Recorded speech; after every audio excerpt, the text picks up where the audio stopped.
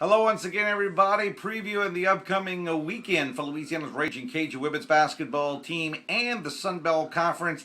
Final week of play. That's right. The 2014-2015 regular season comes to an end this week. Louisiana's Ragin Cajuns play their home finale Thursday evening, taking on the UALR Trojans at the Cajun Dome, and that's really going to be an interesting matchup. You know, UALR won the first game by 26 points, but I think things will be a little bit different this time. I'll tell you why in a second. And then the Cajuns close out their 2014-2015 regular season as they travel to Jonesboro, Arkansas to take on Arkansas State. But you look at the Sun Belt Conference standings right now, UALR has clinched the top seed in the Sun Belt Conference postseason tournament, which begins next weekend in New Orleans. Arkansas State is currently in second place, followed by Troy in third place. Texas State is fourth, Louisiana is fifth, and in sixth place right now you have UTA. The Cajuns really right now could finish anywhere from third to sixth place. More than likely they're going to finish fourth or fifth, and of course there's really no difference there because 4 would play 5 if the seeds hold up in the Sun Belt Conference tournament. I guess the only difference is who's going to wear the light-colored uniforms, who would wear the dark-colored uniforms, and the winner would play the top seed. Now, Thursday's game against UALR, the front port of a day-night women's men's doubleheader. And the reason why I think things might be a little bit differently this time, first off, I don't think UALR is 26 points better than the Cajuns. You know, the first time out, Cajuns got off to a slow start. UALR shot the basketball really well. Now, UALR does a lot of great things. It's why they've only lost 4 games all year. It's why they've only lost 2 conference games all year. But one of the things they don't do particularly well is shoot it. And, of course, the Cajuns could defend. That was one of those games where nothing that the Cajuns threw up, especially the first 10 minutes, went down. Everything that UALR threw up happened to go down. I think things might be a little bit different this time. The other thing you have to keep into the equation, the Cajuns are playing at home.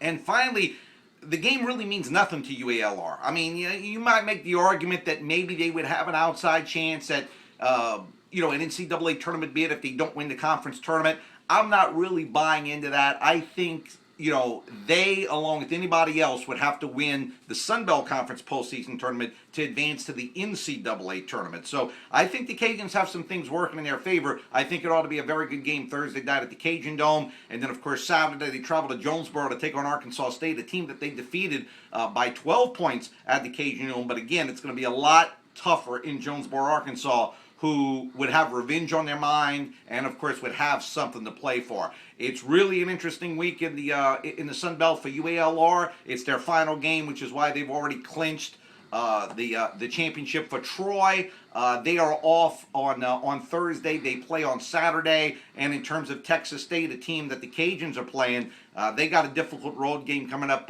Thursday at Appalachian State. But again, it's going to be an interesting week as all the seeds will be determined. Cajuns are 18-9 overall in the year, 10-8 in Sun Belt Conference play, so they still have a chance at 20 regular season victories. And considering the fact that they played the entire year without 2 starters in Savannah Oakley and Brooklyn Arceneaux and played all but 10 games without a key reserve of Jasmine Mills, the Cajuns really have had a great year. But they're going to close things out this week. Hopefully they'll close it out in style and get to that magical 20 wins, and we'll see how they do against the league leaders Thursday. And, Joe Foley's UALR team, Taylor Galt's an outstanding player. We see how they do. I know how it feels now when teams play against the Cajuns because I'm not looking forward to playing UALR. A very good defensive team. They're physical. They get in your face. Very good half-court defensively and very good half-court offensively. They don't score a lot of points, but boy, do they play defense. So, We'll see how the Cajuns do. We'll see what happens in the Sun Belt Conference this week, and we'll be back to talk with you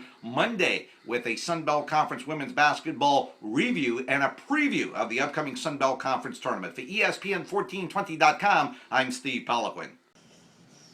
Hello once again, everybody. Steve Poliquin giving you a rundown of what's happening this weekend with Louisiana Ragin Cajun softball and also a look around the Sun Belt Conference. It's the opening week of the Sun Belt Conference season. And what a week to kick it off. It's going to kick off with a bang as Louisiana's Ragin Cajuns travel to Mobile, Alabama to take on the South Alabama Jaguars. 2 nationally ranked teams, 2 programs that don't particularly like one another. I mean, they respect one another, but they don't particularly like one another, and that's good. I mean, that's good for softball in the Sun Belt Conference. It's good for softball nationally when you have 2 teams that play as hard and have been as good as these 2 programs, and they're fighting for the same thing. it's only natural that some hard feelings will develop from time to time. But bottom line is that these two programs have been great over the last few years. Bottom line is that one of these two are likely to win the regular season Sun Belt Conference Championship this year, and both are likely to be in postseason play at the end of the year. Of course, the Cajuns off to a 15-2 start now after a weekend last weekend where they went to Alabama, won 1 out of 3 in 3 very close games of the Alabama Crimson Tide. Meanwhile, South Alabama continues to roll along. They have only 3 losses on the year. What's very impressive about South Alabama is that they've played really the entire year without Farish Beard, their preseason All-Sun Belt Conference pitcher. Beard's been limited to 5 innings this year, and South Alabama has made up for that with 2 outstanding freshmen, apparently, in Devin Brown and Kendall McGill, who are both have ERAs under 2 right now. And typical South Alabama, they pitch very well. They don't particularly hit all that great. As a matter of fact, only 6 home runs right now. I think Appalachian State has hit the second fewest, and they have 11. So South Alabama is not a team that's going to beat you up in terms of physicality at the plate. What they do have is outstanding pitching and outstanding defense. Their catcher, Alex Breeden, one of my favorite non-Cajuns. I mean, she could really frame a pitch. Very good behind the plate. She's very good with handling the pitching staff. And, of course, Stephanie Pilkington, outstanding in center field. South Alabama normally has an outstanding center fielder. Elsewhere in the Sun Belt Conference, we're going to have Troy taking on Georgia State, which is a really interesting series. Georgia State has only 2 losses this year. Now, they haven't played the schedule that UL and South Alabama played, but Georgia State's a very interesting team. They hit the ball well last year. They're hitting it well this year as well. They're first in the league in hitting. Now, they're last in pitching, but they're first in defense also. So they make you earn their runs. And, Troy's a team that's off to a good start. As a matter of fact, there's only one team, Georgia Southern, the only team in the Sun Belt Conference right now, which is under 500 in softball. So everybody's off to kind of a good start. But Troy off to a good start. Now, is that a little bit deceiving because of the schedule that they played?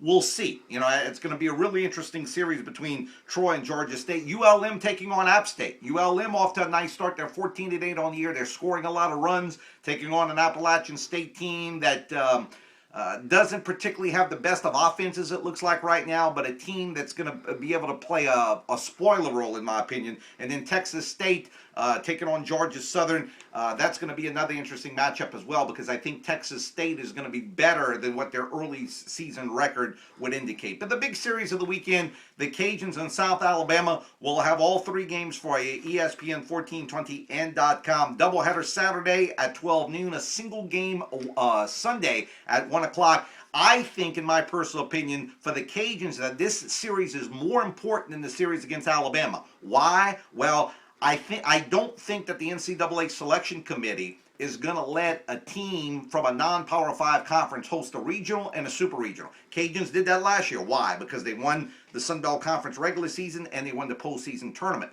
I think for them to host both again this year and be a national seed, I think they have to win both. A team like Alabama, a team like UCLA, a team like Oregon or Florida, they don't have to win their regular season conference championship nor the postseason conference tournament to be able to be a national seed, because they're come from a Power 5 conference. In terms of the Cajuns, though, I think they need to win, and the big step for that would be this weekend, winning at least 2 out of 3 from South Alabama. So from that standpoint, yes, I think that this weekend's games against South Alabama more important than last weekend's games against the Alabama Crimson Tide. We'll see how things fare. Give you a review Monday right here at ESPN1420.com. Until then, for ESPN1420.com, I'm Steve Peliquin.